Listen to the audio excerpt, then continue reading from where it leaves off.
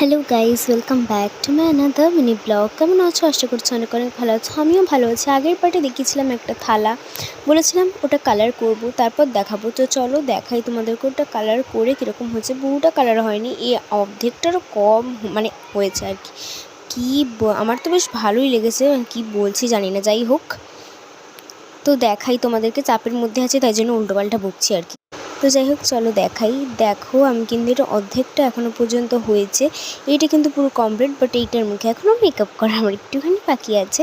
And incomplete ড্রয়িংটা তো তোমরা দেখছো, কিছুক্ষণ পর দাঁড়াও দেখাচ্ছি। আর এখন বাজে 7:30, আর এখন আমি পুরো কমপ্লিট করেছি। আর এখন বাজে ঠিক ঘড়িতে 9:05, বুঝতে পারছো?